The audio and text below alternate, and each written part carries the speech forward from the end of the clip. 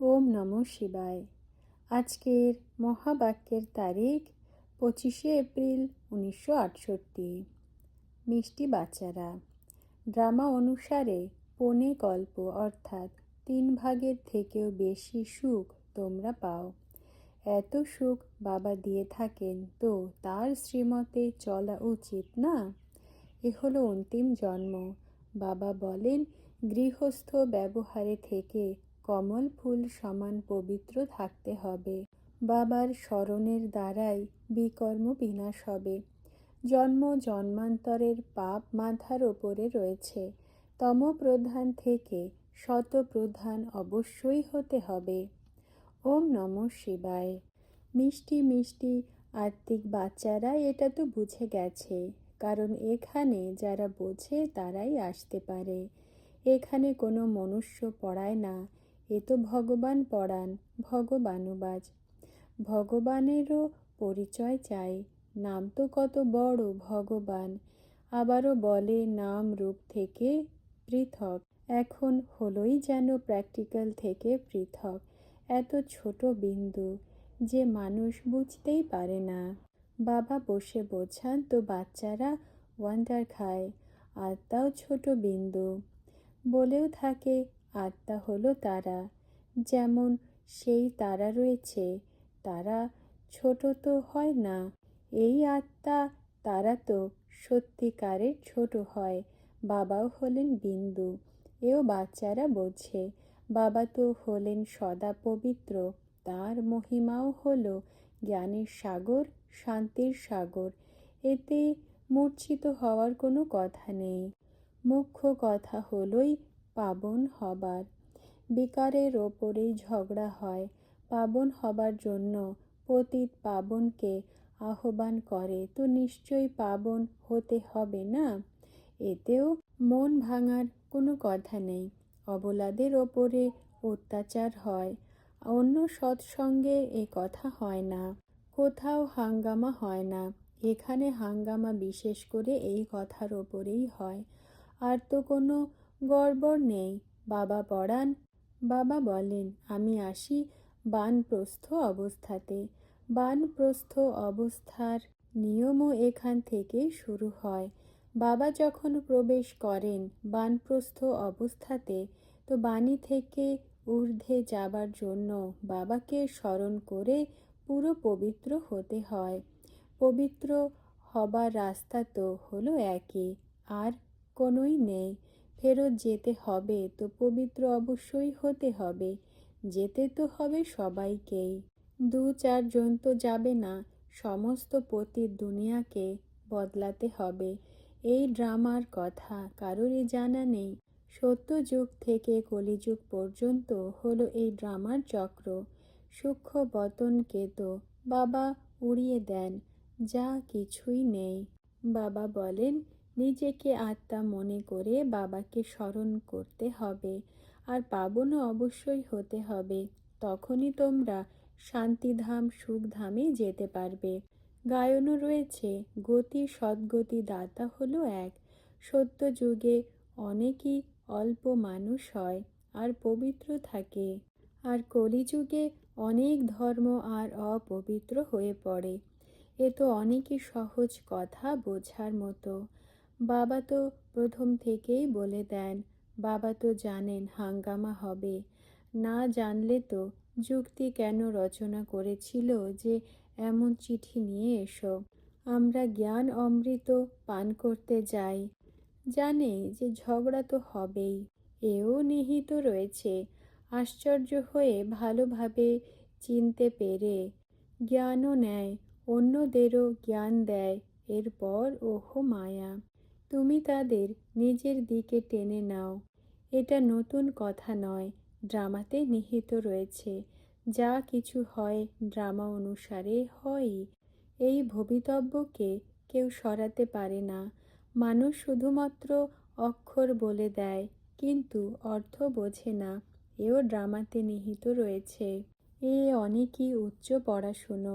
ছোট ছোট বাচ্চারা আসে, বাবা বলেন এ কি করে পার পেয়ে যাবে? চোখ তো এমন ধোঁকাবাজ যার প্রশ্ন করো না। কোনো সুন্দর স্ত্রীকে দেখলো আর তার পেছনে লাট্টু হয়ে যায়। তমপ্রধান দুনিয়া, তাই না? কলেজ স্কুলে তো অনেকই খারাপ হয়ে পড়ে, বিদেশে তো আর জিজ্ঞাসা করো না। এই জন্য আজকাল ওষুধ এমন বের করেছে, বিকারে যেতে থাকে, বাচ্চা যেন জন্ম না হয়, কারণ শস্য দানা আদি মেলে না, তো ওষুধের ওপরেই কাজ চালিয়ে নেয়। কিন্তু এতে তো শরীরের অনেক কমজোরি হয়ে যায়, আরও বেশি আয়ুও কম হয়ে যায়, তেরা বেঁকা মানুষ হয়ে যায়। সত্যযুগে এমন কথা হয় না, সেখানে তো আয়ু বড় থাকে। মানুষের এটা খেয়াল থাকে না যে ভারত স্বর্গ ছিল। তারা বলে দেয় সত্যযুগকে 1,00,000 বছর হয়েছে। বাবা বোঝান, এ তো কাল তোমাদের রাজ্য ভাগ্য দিয়ে গেছি, সব কিছু কোথায় হারিয়ে ফেললে। যেমন বাবা বাচ্চাদের বলে না যে তোমাদের এত ধন সম্পত্তি দিলাম, তো কোথায় হারালে। অনেক ফার্স্ট ক্লাস ধনবান হয়, বাচ্চাদের বিদেশে পাঠায়, ঘুরে ফিরে চক্র লাগিয়ে এসো। বাচ্চা গেল, এক ধাক্কায় সব পয়সা উড়িয়ে শেষ করে দেয়। এক রাজার বাচ্চা ছিল, গেল বিদেশে, ব্যাস, বাচ্চার নেশা চড়ে গেল পয়সার আর রাজত্বের। বড় বড় মানুষদের পার্টি দিতে লেগে গেল, এক পার্টিতে 40,000 টাকার খরচ করে, আসল সোনার ফুল বানায়, অতিথিদের ওপরে সেই ফুলের বর্ষা করে। অনেকই ধনবানের বাচ্চা ছিল, 12 মাসে কোটি টাকা শেষ করে দিল। তার বাবাই অবাক হয়ে গেল, এমন এমন কুপুত্র বাচ্চাও বের হয়ে পড়ে। অসীম জগতের বাবাও বলেন, আমি তোমাদের কত ধন দিয়ে গিয়েছিলাম, কত তোমাদের যোগ্য বিশ্বের মালিক বানিয়ে গেছি, এখন ড্রামা অনুসারে তোমাদের কি হাল হয়ে গেছে। তোমরা সেই বাচ্চারা, তোমরা কত ধনবান ছিলে। এ হলো অসীম জগতের কথা, যা তোমরা বুঝে থাকো। একটা উদাহরণ রয়েছে না, যে রোজ বলতো যে বাঘ এসেছে, বাঘ এসেছে, কিন্তু বাঘ আসতো না। একদিন সত্যিকারের বাঘ এসে গেল, তো তোমরাও বলে থাকো যে মৃত্যু এলো কি এলো। তো সবাই বলে যে এরা তো রোজই বলে, বিনাশ তো হয় না। এখন তোমরা জানো একদিন বিনাশ অবশ্যই হবে। এর আবার কাহিনী বানিয়ে দিয়েছে। অসীম জগতের বাবা বলেন, এদের তো দোষ নেই, কল্প পূর্বেও হয়েছিল, 5,000 বছরের কথা। বাবা তো অনেকবার বলেছিলেন, এও তোমরা লিখে থাকো যে 5,000 বছর পূর্বেও হুবহু এমন মিউজিয়াম খুলেছিল ভারতে দেবী দেবতা ধর্মের স্থাপনা করতে। একদম ক্লিয়ার লিখে দেওয়া উচিত, তো এসে বুঝার চেষ্টা করবে। বাবা এসেছিলেন, বাবার বর্ষা হলোই স্বর্গের বাদশাহী। ভারত স্বর্গ ছিল না, প্রথমে নতুন নতুন দুনিয়াতে নতুন ভারত ছিল। হেভেন ছিল, হেভেন সো হেল, হেল সো হেভেন। এ অনেক বড় অসীম জগতের ড্রামা, এতে সবাই হলো পার্টধারী। 84 জন্মের পার্ট প্লে করে এখন আবার ফেরত যেতে হবে। প্রথমে আমরা মালিক ছিলাম, এরপর কাঙাল হয়েছি, আবারও এখন বাবার মতে চলে মালিক হয়ে যাই। তোমরা জানো আমরা কল্প কল্প শ্রীমতে ভারতকে স্বর্গ বানাই, পাবনও অবশ্যই হতে হবে। পাবন হবার কারণে অত্যাচার হয়, কন্যারা কত মার খায়, বাইরে বের করে দেয়। এ তো খবরের কাগজেও পড়েছিলে। তোমাদের কেউ কিছু বলতে পারে না, তোমরা বলবে যে ওই সময় খবরের কাগজে যে দিয়েছিল তাকে কিছু বলনি, আমরা দিলে তো এমন কেন বলো। বাবা বোঝান তো অনেকই, এরপর বাইরে গেলে অবুঝ হয়ে পড়ে। আশ্চর্যবৎ শুনন্তি কথন্তি জ্ঞান দেবন্তি, এরপর ওহো মম মায়া। একদম যেমন ছিল তেমনই হয়ে যায়, আরোই যেন খারাপ হয়ে যায়। কাম বিকারে ফাঁসল তো গেল। শিব বাবা এই পতিতালয়কে এসে শিবালয় বানান। তোমরা বাচ্চাদেরও পুরুষার্থ করতে হবে। এই বিষের ওপরে কত হাঙ্গামা হয়েছে। অনেকে ভয় পেয়ে গেছে, ভেবেছে কোনো জাদুকর। এ তো অসীম জগতের বাবা অনেকই মিষ্টি। যদি সবাই জানতে পেরে যায় তো অনেক অনেক এসে যাবে, পড়াশুনো চলতে পারবে না। পড়া তো একান্তই হওয়া উচিত না। ভোরবেলা পরিবেশ শান্ত থাকে, আমরা নিজেকে আত্মা মনে করে বাবাকে স্মরণ করি। স্মরণ ছাড়া বিকর্ম কী করে বিনাশ হবে, এটাই যেন মনে থাকা উচিত। এখন পতিত কাঙাল হয়ে পড়েছি, এরপর পাবন, মাথার মুকুট কি করে হব? বাবা তো একদমই সহজ বলেন। হাঙ্গামা তো হবে, ভয় পাবার কোনো কথা নেই। বাবা তো হলেন একদম সাধারণ না? ড্রেস আদি সবই তাই, কোনোই পার্থক্য নেই।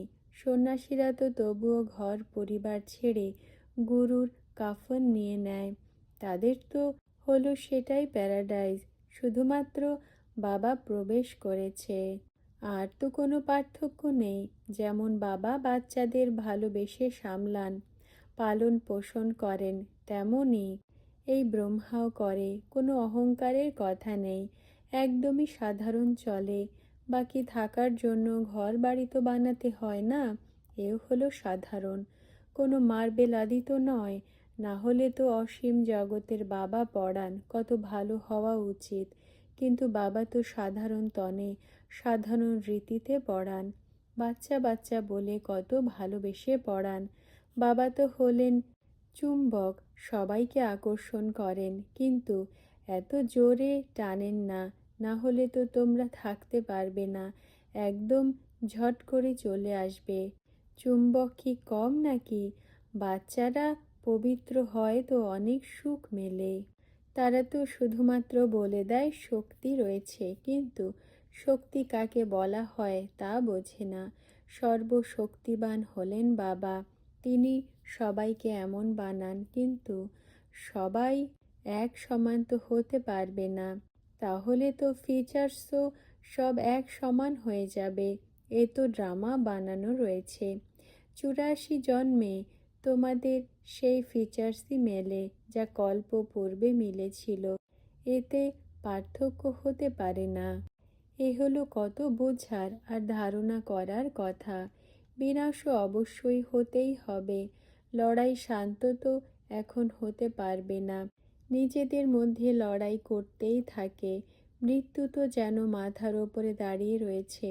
ড্রামা অনুসারে এক আদি সনাতন দেবী দেবতা ধর্মের স্থাপনা, বাকি অনেক ধর্মের বিনাশ তো হতেই হয়। অটোমেটিক বম্বসও বানাতে থাকে, ন্যাচারাল ক্যালামিটিসও হবে। বড় বড় পাথর পড়বে তো সবার ঘর বাড়ি ভেঙে যাবে। কত মজবুত রীতি ঘর বানাবে, ফাউন্ডেশন পাক্কা দেয়, কিন্তু এটা থাকবে না। তারা মনে করে আর্থকুইকেও পড়তে পারবে না, কিন্তু বাবা বলেন যতই করো 100 তলা বানাও, কিন্তু বিনাশ তো হতেই হবে। এ কিছুই থাকবে না। সত্যযুগে এটা থোড়াই ছিল। তোমরা এখানে এসেছো স্বর্গের বর্ষা পেতে, বিদেশে দেখো কি হাল হয়ে পড়েছে। তাদের রাবণের পাম্প বলা হয়। মায়া বলে যে আমিও কম নই। সেখানে তো তোমাদের হিরে জহরতের মহল হয়, সোনার সব জিনিস হয়। সেখানে তো দোতলা 3 তলার ঘর বানানোর দরকার নেই, জমি কেনার খরচা তো লাগে না, সব কিছু থাকে। তো বাচ্চাদের পুরুষার্থ করা উচিত। সবাইকে বাবার বার্তা পৌঁছাতে হবে। ভালো ভালো বাচ্চারা পান্ডা হয়ে আসে রিফ্রেশ হওয়ার জন্য, এও ড্রামাতে নিহিত রয়েছে, আবারও আসবে। এত সব এসেছে, জানা নেই এই সবাইকে আবার দেখব কি না। এসেছো তো অনেকই, আবার আশ্চর্যবৎ ভাগন্তি হয়ে যায়। লিখে থাকে যে বাবা আমরা পড়ে গেছি। আরে উপার্জিত সব কিছুই শেষ করে দেয়, এরপর এত উচ্চ চড়তে পারে না। এ হলোই বড়োর থেকে বড় উপার্জন। অর্ডিন্যান্স বের করে না যে অমুক টাইমে কেউই বাইরে বের হবে না, না হলে তো শ্যুট করে দেবে। বাবাও বলেন, বিকালে যাবে তো শ্যুট হয়ে যাবে। ভগবানের হুকুম না, খবরদার থাকতে হয়। জবরদস্তি করলে তো তার ওপরে পাপ চড়ে। আজকাল তো এমন ওষুধও বের হয়েছে যা খাইয়ে নোংরা করে দেয়। গ্যাস আদির এমন এমন জিনিস বের করেছে যে মানুষ বসে বসে ঝট করেই শেষ হয়ে যায়। এই সব ড্রামাতে নিহিত রয়েছে, কারণ শেষের দিকে হসপিটালস আদি থোড়াই থাকবে। ঝট করে আত্মা এক শরীর ছেড়ে গিয়ে দ্বিতীয় নেয়। ক্লেশ আদি সব কিছু ছিন্ন হয়ে যায়। আত্মা হলো স্বতন্ত্র। যেই সময়ে আয়ু পূর্ণ হয় তো শরীর ছেড়ে দেয়। সেখানে কাল হয় না। রাবণী নেই তো কাল আবার কোথা থেকে আসবে? এ হলো রাবণের দূত না, ভগবানের নয়। ভগবানের তো বাচ্চারাই হলো প্রিয়। বাবা কখনো বাচ্চাদের দুঃখ সহন করতে পারেন না। ড্রামা অনুসারে পৌনে কল্প অর্থাৎ 3 ভাগের বেশি তোমরা সুখ প্রাপ্ত করো। এত সুখ বাবা দিয়ে থাকেন তো তাঁর শ্রীমতে চলা উচিত না? এ হলো অন্তিম জন্ম। বাবা বলেন, গৃহস্থ ব্যবহারে থেকে কমল ফুল সমান পবিত্র থাকতে হবে। বাবার স্মরণের দ্বারাই বিকর্ম বিনাশ হবে। জন্ম জন্মান্তরের পাপ মাথার ওপরে রয়েছে। তমপ্রধান থেকে শতপ্রধান অবশ্যই হতে হবে। বাবা হলেন সর্বশক্তিবান অথরিটি। যারা সব শাস্ত্রবাদী পড়ে তাদের অথরিটি বলে। এখন বাবা বলেন, এই সবের অথরিটি তো হলাম আমি। আমি এই ব্রহ্মা দ্বারা তোমাদের সব শাস্ত্রের সার শুনিয়ে থাকি। নিজেকে আত্মা মনে করে আমি বাবাকে স্মরণ করো। বাকি জলে স্নান করলে পাবন তো হতে পারবে না। কোথাও একটু জল হলেও তো তাকেও তীর্থ মনে করে ঝট করে সেই জল ঢেলে দেবে। একে বলা হয় তমপ্রধান নিশ্চয়, যার দ্বারা দুর্গতি হয়। এ তোমাদের হলো শতপ্রধান নিশ্চয়। বাবা বোঝান যে এতে ভয় পাবার কোনো কথা নেই। সিন্ধে মনে করত যে কাল এসেছে। খবরের কাগজে কি দিত? মিথ্যে মানে মিথ্যে, সত্যের একটু রতিও নেই। অনেক অনেক বাচ্চারা পালিয়ে চলে আসে। তাদের জন্য সব প্রবন্ধ রচনা করতে হয়। বাবা এর মধ্যে প্রবেশ হয়ে এদের সোয়াহা না করাবে তো কাজ কি করে চলবে? কি করে সবাই আসবে? বাবা তো সামলেছিলেন। তোমরা সবাই ছুটে অসীম জগতের বাবার কাছে এসে গেছো। একেই চরিত্র বলা হয়। অসীম জগতের বাবা ব্রহ্মার মধ্যে ছিল তো এত সবাই ছুটে আসলো। ভাতটি তৈরি হয়েছিল। বাবা মাম্মা আদি সবাই ঝাড়ু লাগাতো, মটর আদি পরিষ্কার করত। করাচির তো যেন মালিক হয়ে গেল।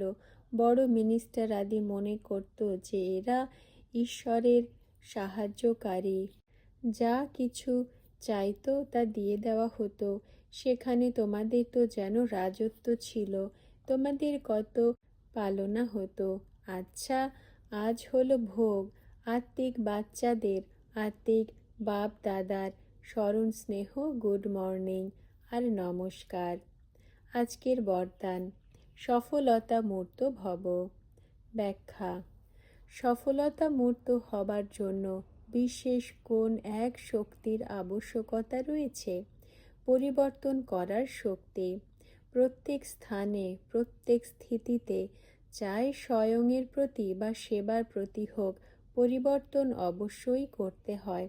সফলতা মূর্ত হবার জন্য সংস্কার বা স্বভাব পরিবর্তন করতে হয়। সেবাতেও নিজের বিচারকেও কোথাও না কোথাও পরিবর্তন করতে হয়। পরিবর্তন শক্তি যার মধ্যে রয়েছে সে যেমনই পরিস্থিতি হোক না কেন সফল হয়ে যায়, কারণ সে বহুরূপী হয়। প্ল্যানকে প্র্যাকটিক্যাল সেবাতে আনার জন্য পরিবর্তন শক্তির আবশ্যকতা রয়েছে। যার মধ্যে পরিবর্তন শক্তি রয়েছে সে সর্বস্নেহী হবে আর সদা সফলও হবে। পরিবর্তন করার জন্য আর এক শক্তির আবশ্যকতা রয়েছে। তা কোনটি? দৃঢ়তার শক্তি। সংকল্পে দৃঢ়তা আনলে প্রত্যক্ষ ফল বের হয়ে আসে। পরিবর্তন করে সফল হতেই হয়। এ হলো দৃঢ় সংকল্প। তো সফলতা, তোমরা সব সফলতা মূর্ত আত্মাদের আহ্বান করছে যে সফলতা মূর্ত এসো, আর আমি তাদের গলার মালা হয়ে যাই। ওম নমঃ শিবায়।